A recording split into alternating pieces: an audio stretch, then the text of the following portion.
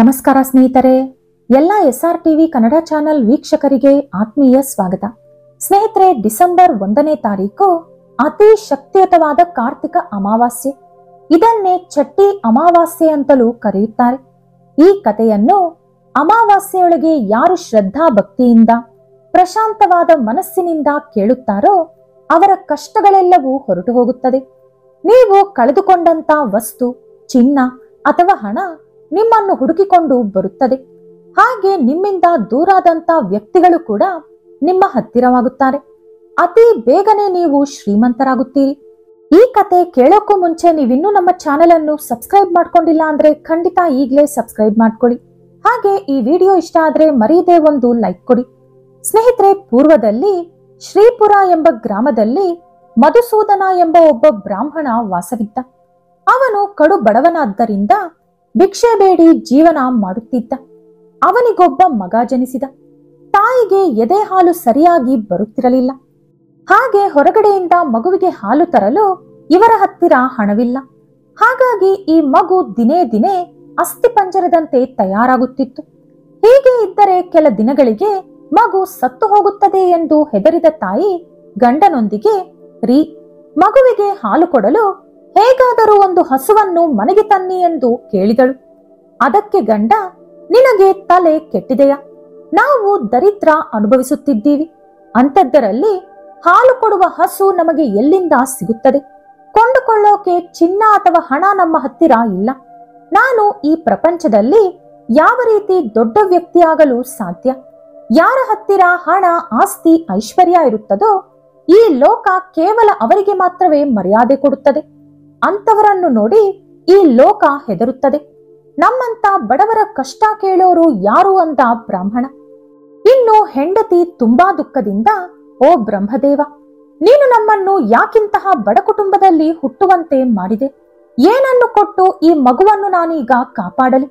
ಈ ಶಿಶು ಹತ್ಯಾ ದೋಷ ನನಗೆ ಅಂಟಿಕೊಳ್ಳುತ್ತದೆ ಎಂದು ದುಃಖಿಸುತ್ತಾ ಕುಳಿತುಕೊಂಡಳು.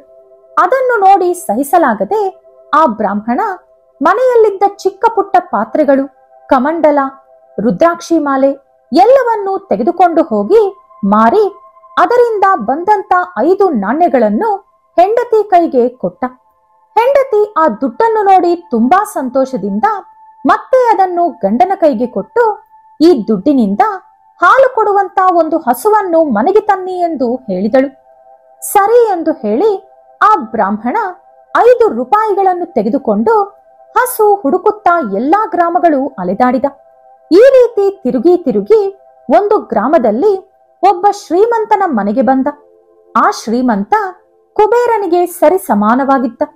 ಅವನ ಹತ್ತಿರ ಇದ್ದಂತಹ ಹಸುಗಳೆಲ್ಲವೂ ಚೆನ್ನಾಗಿ ತಿಂದು ದಷ್ಟಪುಷ್ಟವಾಗಿದ್ದವು. ಅವನ ಹತ್ತಿರ ಗೋದಾ ಎಂಬ ಒಂದು ಹಸು ಇತ್ತು. ಅದು ದುಷ್ಟ ಸ್ವಭಾವ ಹೊಂದಿತ್ತು. ಮೇವಿಗೆ ಹೊರಗಡೆ ಬಿಟ್ಟರೆ ಅಕ್ಕಪಕ್ಕದವರ ಹೊಲದೊಳಗೆ ನುಗ್ಗಿ ಅವರ ಬೆಳೆ ತಿಂದು ಬಿಡುತ್ತಿತ್ತು. ಇದರಿಂದ ಪ್ರತಿದಿನ ಒಬ್ಬರು ಇಬ್ಬರು ಈ ಶ್ರೀಮಂತನ ಮನೆಗೆ ಬಂದು ಇವನನ್ನು ಬಾಯಿಗೆ ಬಂದಂತೆ ಬೈದು ಬೆಳೆಗೆ ಆದಂತ ನಷ್ಟ ತೆಗೆದುಕೊಂಡು ಹೋಗುತ್ತಿದ್ದರು. ಈ ಶ್ರೀಮಂತನಿಗೆ ಆ ಹಸು ಮೇಲೆ ತುಂಬಾನೇ ಕೋಪ ಇತ್ತು. ಇವನು ಮನಸ್ಸಿನಲ್ಲಿ, ಇದರ ಬೆಲೆ 50 ನಾಣ್ಯಗಳು. ಆದರೂ ಕೂಡ ಇದು ಮಾಡುತ್ತಿರುವ ನಷ್ಟದಿಂದ, ಕೊಡುತ್ತಿರುವಂತ ಕಾಟದಿಂದ ನನಗೆ 5 ರೂಪಾಯಿ ಬಂದರೂ ಕೂಡ ಇದನ್ನು ಮಾರಿಬಿಡುತ್ತೇನೆ ಎಂದು ಪ್ರತಿದಿನ ಅಂದುಕೊಳ್ಳುತ್ತಿದ್ದ. ಅದೇ ಸಮಯಕ್ಕೆ ಈ ಬ್ರಾಹ್ಮಣ ಆ ಶ್ರೀಮಂತನ ಮನೆಗೆ ಬಂದ. ಅಯ್ಯ, ನನ್ನ ಹತ್ತಿರ 5 ನಾಣ್ಯಗಳು ಮಾತ್ರ ಇದೆ. ನನ್ನ ಮಗು ಹಾಲಿಲ್ಲದೆ ಸಾವು ಬದುಕಿನ ಮಧ್ಯದಲ್ಲಿದ್ದಾನೆ. ನೀವು ನಿಮ್ಮ ಹತ್ತಿರ ಇರುವ ಹಸುಗಳಲ್ಲಿ ಯಾವುದಾದರೂ ಒಂದು ಹಸುವನ್ನು ನನಗೆ ಕೊಟ್ಟರೆ ತುಂಬಾ ಉಪಯೋಗವಾಗುತ್ತದೆ ಎಂದು ಬೇಡಿಕೊಂಡ. ಅವನ ಮೇಲೆ ಕರುಣೆ ಬಂದಂತ ಆ ಶ್ರೀಮಂತ ಗೋದಾ ಹಸು ಹಾಗೂ ಅದರ ಕರುವನ್ನು ಬ್ರಾಹ್ಮಣನಿಗೆ ಕೊಟ್ಟು ಕಳಿಸಿದ. ಬ್ರಾಹ್ಮಣ ಹಸು ಹಾಗೂ ಕರುವನ್ನು ಮನೆಗೆ ಕರೆತಂದ. ಅದನ್ನು ನೋಡಿದ ಅವನ ಹೆಂಡತಿಯ ಮುಖ ಚಂದ್ರನನ್ನು ನೋಡಿದ ನೈದಿಲೆಯಂತೆ ಅರಳಿತು. ಆ ಕೂಡಲೇ ಹಾಲನ್ನು ಹಿಂಡಿ ಮಗನಿಗೆ ಕುಡಿಸಿದಳು. ಈ ರೀತಿ ಕೆಲ ದಿನಗಳು ಕಳೆಯಿತು. ಒಂದು ದಿನ ಇದ್ದಕ್ಕಿದ್ದಂತೆ ಹಸು ಕರು ಮಾಯವಾಯಿತು. ಸಂಜೆಯಾದರೂ ಮನೆಗೆ ಬರಲಿಲ್ಲ. ಬ್ರಾಹ್ಮಣ ಹಸುವನ್ನು ಹುಡುಕಾಡುತ್ತಾ ಹೋದ. ಸುತ್ತಮುತ್ತ ಇರುವ ಹೊಲಗಳು, ಬೀದಿಗಳು ಎಲ್ಲಾ ಕಡೆ ಹುಡುಕಾಡಿದ. ಎಲ್ಲೂ ಕೂಡ ಹಸು ಕಾಣಿಸಲಿಲ್ಲ. ಹಾಗಾಗಿ ಮನೆಗೆ ಬಂದು ನಿದ್ದೆ ಮಾಡಿ ಮುಂಜಾನೆ ಎದ್ದು ಮತ್ತೆ ಹುಡುಕಲು ಹೋದ. ಹೀಗೆ ಹುಡುಕುತ್ತಾ ಹೋದ ಆ ಬ್ರಾಹ್ಮಣನಿಗೆ ಒಂದು ಹೊಲದಲ್ಲಿ ದೊಡ್ಡ ಆಲದ ಮರವೊಂದು ಕಾಣಿಸಿತು. ಆ ಮರದ ಮೇಲೆ 3 ವ್ಯಕ್ತಿಗಳು ಕುಳಿತಿದ್ದರು. ಆ ವ್ಯಕ್ತಿಗಳು ಸಾಕ್ಷಾತ್ ತ್ರಿಮೂರ್ತಿಗಳಾದ ಬ್ರಹ್ಮ, ವಿಷ್ಣು, ಮಹೇಶ್ವರರು. ಆದರೆ ಅವರು ಸಾಮಾನ್ಯ ವ್ಯಕ್ತಿಗಳ ರೂಪದಲ್ಲಿದ್ದರು. ಅಂತ ಪವಿತ್ರವಾದ ಮರದ ಕೆಳಗೆ ಈ ಬ್ರಾಹ್ಮಣ ಕುಳಿತುಕೊಂಡು ವಿಶ್ರಾಂತಿ ಪಡೆದುಕೊಂಡ. ಕೆಲ ಹೊತ್ತಿನ ನಂತರ ಅಲ್ಲಿಂದ ಎದ್ದು ಹೊರಟಿರುವಾಗ ತ್ರಿಮೂರ್ತಿಗಳು ಅವನೊಂದಿಗೆ ಈ ರೀತಿ ಹೇಳಿದರು: ಓ ಬ್ರಾಹ್ಮಣ, ನಿನ್ನ ಮುಖದಲ್ಲಿರುವ ದುಃಖಕ್ಕೆ ಕಾರಣವೇನು? ನೀನು ಎಲ್ಲಿಗೆ ಹೊರಟಿರುವೆ? ಆಗ ಈ ಬ್ರಾಹ್ಮಣ, ನಾನೊಬ್ಬ ಕಡುಬಡವ, ಭಿಕ್ಷಾಟನೆ ಮಾಡಿ ಬದುಕುವವನು. ನನ್ನ ಹತ್ತಿರ ಒಂದು ಹಸು ಇತ್ತು. ಆ ಹಸು ನಿನ್ನೆಯಿಂದ ಕಾಣಿಸುತ್ತಿಲ್ಲ. ಇವತ್ತು ಶ್ರೀಪುರದಲ್ಲಿ ಸಂತೆ ಇದೆ. ನಾನು ಆ ಸಂತೆಯಲ್ಲಿ ನನ್ನ ಹಸುವನ್ನು ಹುಡುಕಲು ಹೋಗುತ್ತಿದ್ದೇನೆ. ಯಾರಾದರೂ ನನ್ನ ಹಸುವನ್ನು ಕದ್ದಿದ್ದರೆ ಆ ಸಂತೆಯಲ್ಲೇ ಮಾರುತ್ತಾರೆ. ಹಾಗಾಗಿ ಅಲ್ಲಿ ಒಂದು ಸಾರಿ ನೋಡೋಣ ಎಂದು ಹೋಗುತ್ತಿದ್ದೇನೆ ಅಂದ ಬ್ರಾಹ್ಮಣ. ಆಗ ತ್ರಿಮೂರ್ತಿಗಳು, ಓ ಬ್ರಾಹ್ಮಣೋತ್ತಮ, ನೀನು ಹೇಗೋ ಸಂತೆಗೆ ಹೋಗುತ್ತಿರುವೆ. ಅಲ್ಲಿಂದ ನಮಗೆ ಏನಾದರೂ ತಂದುಕೊಡು ಎಂದು ಕೇಳಿದರು. ಏನು ಬೇಕು ಅಂದ ಬ್ರಾಹ್ಮಣ. ಆಗ ತ್ರಿಮೂರ್ತಿಗಳು, ನಮಗೆ ಹೆಚ್ಚಿಗೆ ಏನೂ ಬೇಡ. 2 ಎಲೆ, 2 ಅಡಿಕೆ, ಸ್ವಲ್ಪ ಎಣ್ಣೆ ತಂದರೆ ಸಾಕು ಅಂದರು. ಅದಕ್ಕೆ ಈ ಬ್ರಾಹ್ಮಣ, ಎಲೆ, ಅಡಿಕೆ, ಎಣ್ಣೆ ತರಲು ನನ್ನ ಹತ್ತಿರ ದುಡ್ಡೆಲ್ಲಿದೆ? ಭಿಕ್ಷೆ ಸಿಕ್ಕರೆ ಮಾತ್ರ ದಿನ ಕಳೆಯುತ್ತದೆ ನನಗೆ ಎಂದು ಹೇಳಿದ. ಆಗ ತ್ರಿಮೂರ್ತಿಗಳು, ಓ ಬ್ರಾಹ್ಮಣೋತ್ತಮ, ಅಲ್ಲಿ ಕಾಣಿಸುತ್ತಿರುವ ಗೋರಂಟಿ ಗಿಡದ ಕೆಳಗೆ 3 ನಾಣ್ಯಗಳಿವೆ. ಅದರಿಂದ ಎಲೆ, ಅಡಿಕೆ, ಎಣ್ಣೆ ತೆಗೆದುಕೊಂಡು ಬಾ ಅಂದರು. ಬ್ರಾಹ್ಮಣ ಅದೇ ರೀತಿ ಗೋರಂಟಿ ಗಿಡದ ಹತ್ತಿರ ಹೋಗಿ ನೋಡಿದ. ಅವನಿಗೆ 3 ನಾಣ್ಯಗಳು ಸಿಕ್ಕಿತು.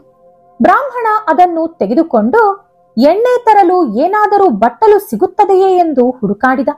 ಆಗ ಆ 3 ವ್ಯಕ್ತಿಗಳು, ಎಣ್ಣೆಯನ್ನು ನಿನ್ನ ಮೇಲ್ವಸ್ತ್ರದಲ್ಲಿ ತೆಗೆದುಕೊಂಡು ಬಾ ಎಂದು ಹೇಳಿದರು. ಈ ಬ್ರಾಹ್ಮಣ, ಎಣ್ಣೆ ಯಾವ ರೀತಿ ಮೇಲ್ವಸ್ತ್ರದಲ್ಲಿ ತರಲು ಸಾಧ್ಯ ಎಂದು ಕೇಳಿದ. ಆಗ ತ್ರಿಮೂರ್ತಿಗಳು, ನೀನು ತ್ರಿಮೂರ್ತಿಗಳನ್ನು ಮನಸ್ಸಿನಲ್ಲಿ ನೆನೆಸಿಕೊಂಡು ಮೇಲ್ವಸ್ತ್ರದಲ್ಲಿ ಎಣ್ಣೆ ತೆಗೆದುಕೊಂಡು ಬಾ ಎಂದು ಹೇಳಿದರು. ಸರಿ ಎಂದು ಹೇಳಿ ಬ್ರಾಹ್ಮಣ ಸಂತೆಗೆ ಹೋದ. ಅಲ್ಲಿ ಎಲೆ, ಅಡಿಕೆ ತೆಗೆದುಕೊಂಡ. ಎಣ್ಣೆ ಕೊಂಡುಕೊಳ್ಳಲು ಗಾಣಿಗರ ಹತ್ತಿರ ಹೋದ. ಆದರೆ ಇವನು ಮೇಲ್ವಸ್ತ್ರದಲ್ಲಿ ಎಣ್ಣೆ ಹಾಕಿ ಅಂದಾಗ ಇವನೊಬ್ಬ ಹುಚ್ಚ ಅಂದುಕೊಂಡ ಗಾಣಿಗರು ಇವನನ್ನು ಅಲ್ಲಿಂದ ಓಡಿಸಿದರು. ಯಾರೂ ಕೂಡ ಎಣ್ಣೆ ಕೊಡಲಿಲ್ಲ. ಕೊನೆಗೆ ಒಬ್ಬ ವಯಸ್ಸಾದ ಗಾಣಿಗ ದೂರದಲ್ಲಿ ಕುಳಿತಿದ್ದ. ಅವನ ಹತ್ತಿರ ಹೋಗಿ, ಈ ಮೇಲ್ವಸ್ತ್ರದಲ್ಲಿ 1 ನಾಣ್ಯಕ್ಕೆ ಎಣ್ಣೆ ಹಾಕು ಎಂದು ಕೇಳಿದ. ಇವನೊಬ್ಬ ಹುಚ್ಚ ಇರಬೇಕು. ಇವನನ್ನು ಹೇಗಾದರೂ ಮೋಸಗೊಳಿಸಿ ಆ 1 ನಾಣ್ಯ ಕಿತ್ತುಕೊಳ್ಳಬೇಕು ಅಂದುಕೊಂಡ ಆ ವೃದ್ಧ ಗಾಣಿಗ ಚೂರೇ ಚೂರು ಎಣ್ಣೆಯನ್ನು ಮೇಲ್ವಸ್ತ್ರದಲ್ಲಿ ಹಾಕಿ 1 ನಾಣ್ಯ ತೆಗೆದುಕೊಂಡು ಕಳಿಸಿದ. ಆದರೆ ಆಶ್ಚರ್ಯಕರವಾಗಿ ಆ ಮುದುಕನ ಮಡಕೆಯಲ್ಲಿದ್ದಂತ ಪೂರ್ತಿ ಎಣ್ಣೆ ಖಾಲಿಯಾಗಿತ್ತು. ಇದರಿಂದ ಮುದುಕ ಮತ್ತೆ ಬ್ರಾಹ್ಮಣನ ಹತ್ತಿರ ಓಡಿ ಬಂದು, ನಾನು ನಿಮಗೆ 1 ನಾಣ್ಯಕ್ಕಿಂತ ಕಡಿಮೆ ಎಣ್ಣೆ ಕೊಟ್ಟು ನಿಮ್ಮನ್ನು ಮೋಸ ಮಾಡೋಣ ಅಂದುಕೊಂಡೆ. ಆದರೆ ಈಗ ನನ್ನ ಮಡಕೆಯಲ್ಲಿರುವ ಎಣ್ಣೆಯೆಲ್ಲ ಖಾಲಿಯಾಗಿದೆ. ದಯವಿಟ್ಟು ನೀವು ಮತ್ತೊಮ್ಮೆ ನನ್ನ ಅಂಗಡಿಗೆ ಬರಬೇಕು. ಈ ಸಲ ಲೆಕ್ಕಾಚಾರದ ಪ್ರಕಾರ ಸರಿಯಾದ ಅಳತೆಯಲ್ಲಿ ಎಣ್ಣೆ ಕೊಡುತ್ತೇನೆ ಎಂದು ಹೇಳಿದ. ಬ್ರಾಹ್ಮಣ ಅದೇ ರೀತಿ ಮತ್ತೆ ಅವನ ಅಂಗಡಿಗೆ ಹೋದ. ಈ ಸಲ ಆ ವೃದ್ಧ ಗಾಣಿಗ ಅಳತೆಯ ಪ್ರಕಾರ ಎಣ್ಣೆಯನ್ನು ಬ್ರಾಹ್ಮಣನಿಗೆ ಕೊಟ್ಟ. ಮರುಕ್ಷಣ ಅವನ ಮಡಕೆಯಲ್ಲಿ ಮೊದಲಿನಂತೆ ಎಣ್ಣೆ ತುಂಬಿಕೊಂಡಿತು. ಈ ಬ್ರಾಹ್ಮಣ ಅಲ್ಲಿಂದ ಆಲದ ಮರದ ಹತ್ತಿರ ಬಂದ. ಆ ಮರದ ಮೇಲೆ ಕುಳಿತಿರುವ ಮೂವರಿಗೆ ಈ ಪದಾರ್ಥಗಳನ್ನು ಕೊಡಲು ಹೋದ. ಆಗ ಆ ವ್ಯಕ್ತಿಗಳು ಅದನ್ನು ತೆಗೆದುಕೊಳ್ಳದೆ, ಓ ಬ್ರಾಹ್ಮಣೋತ್ತಮ, ನಿನ್ನನ್ನು ನೋಡುತ್ತಿದ್ದರೆ ನಮಗೆ ಪಾಪ ಅನಿಸುತ್ತಿದೆ. ಹಾಗಾಗಿ ನಿನ್ನ ಕಷ್ಟಗಳೆಲ್ಲ ಹೋಗುವಂತ ದಾರಿ ತಿಳಿಸುತ್ತೇವೆ.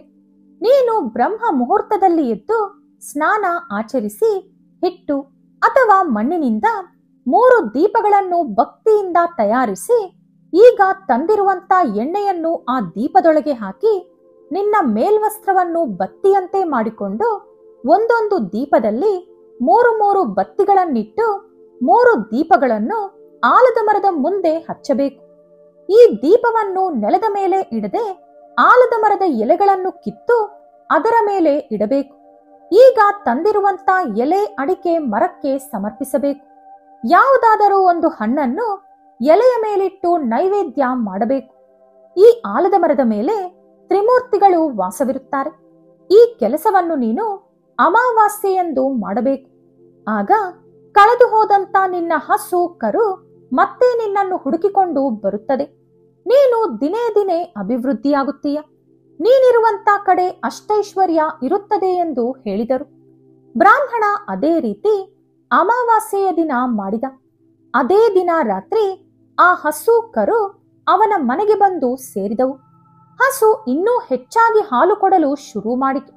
ಆ ಹಾಲು ತುಂಬಾ ರುಚಿಯಾಗಿತ್ತು. ಹಾಗಾಗಿ ಅಕ್ಕಪಕ್ಕದ ಮನೆಯವರು ಇವನ ಹತ್ತಿರ ಹಾಲು ಕೊಂಡುಕೊಳ್ಳಲು ಶುರು ಮಾಡಿದರು. ಈ ರೀತಿ ಬಂದ ಹಣದಿಂದ ಅವನು ನಿಧಾನವಾಗಿ ಹೆಚ್ಚು ಹೆಚ್ಚು ಹಸುಗಳನ್ನು ಕೊಂಡುಕೊಂಡ.